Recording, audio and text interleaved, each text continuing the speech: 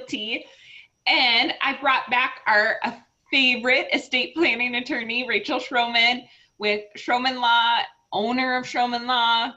Let's just talk about how great she is. We have so many people who are considering investing. Whenever we see a shifting market or something happen that would create opportunity for people to invest, the questions that we start to get asked are for people who are going to hold rental properties, whether it's commercial, residential, whatever. They're asking us, like, do I put it in my name? Do I put it in an LLC?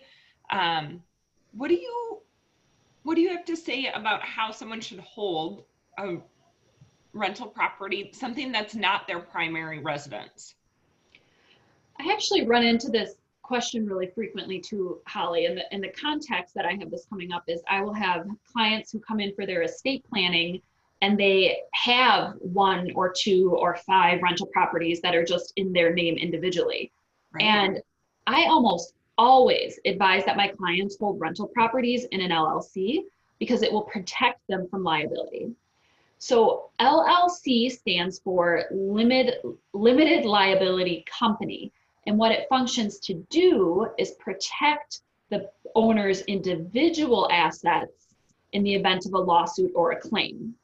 To give an example, as you know, I kept my first home as a residential rental property when my husband and I bought a home together. And one of the very first things I did was create an LLC. And then I put that rental property into the LLC.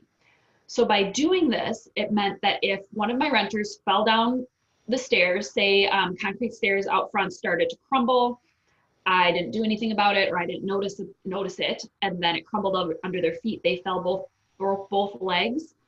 If they sued me, they could get at the assets that were in that LLC. So, for example, equity in that rental property, and then money in the LLC's bank account. They would not be able to reach my personal assets though. So they can't get at my investments, any additional properties I have, my business assets, my savings account, those types of things, which is a pretty big deal. Yeah.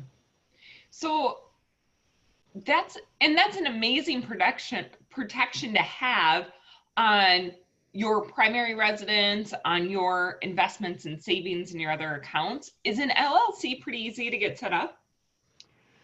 Well, one thing I do want to emphasize here is the importance of legal work being done correctly when an LLC is set up. Okay. If it's not done correctly, then that limited liability might not even exist. So I once had a client, so I was assisting a client with a trust administration after her father passed away.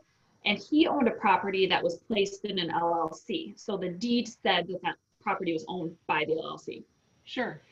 Now, he had done his own legal work, and he had actually done it incorrectly.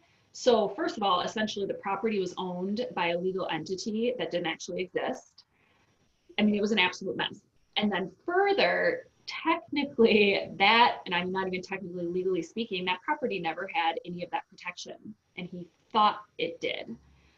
So generally speaking, working with an attorney to set up an LLC to hold a rental property is necessary, and it's relatively inexpensive to do so. I mean, all attorneys have different fees, but I mean, when to be quite transparent and frank, I'm an attorney. I specialize in estate planning, elder law, estate and trust administration.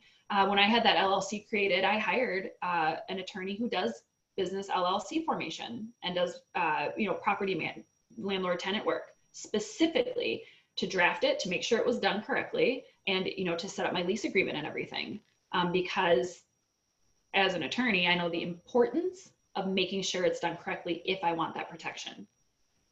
That is unreal to think, and also not uncommon that we see people who set up their LLC. Mm-hmm. And I think you are such a gifted professional at what you do. You're elite. Obviously, you're voted top. You're in the top 3 in St. Paul for estate planning attorneys. Like, you know what you're doing.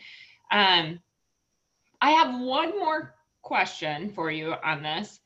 If people own, so let's say they own 123 Main Street and 234 Main Street and 456 Main Street, for protection purposes, do they put all in individual LLCs or all under one LLC? It's fairly common, and most attorneys, again, it can be very specific, but generally speaking, clients who have business attorneys that they're using, who are being advised and have successful rental properties, I will see each rental property having its own LLC, because then they're all protected individually. So, you know, the attorney, there's always, I want to always give a disclaimer that it can vary based on the facts, but generally speaking, it's best practices for each property to have its own LLC. But again, I would recommend people consult about their situation with an attorney. So obviously, I just said it and I'll say it again, I think you're the best. And I love your insight and input on this, because it is something that we see quite regularly. What's the best way for someone to get in touch with you if they have questions on this, if they need to get something set up? And I'm going to pause right there, sorry, before you say, if you are thinking about, if you have a rental and it's not in an LLC, or if you're thinking about making that shift, contact Rachel, get it set up. One of the things on our end, Rachel, for when someone is purchasing a property that is in an LLC, we need articles of incorporation. We need to know who is, like, who's the signer, who can sign, and then what's their title. So when we do purchase agreements in the LLC's name, as that's who's taking title, we need to have some of those documentation up front when we're submitting. So highly encourage they reach out to you. What's the best way for them to reach you? I can be reached directly. My business line is 651-571-2515, and I can be reached through my website, schromenlaw.com. That's SCHROMENLAW.com. You know, I'm happy to answer any basic questions, go through the different factors, and kind of do triaging and screening.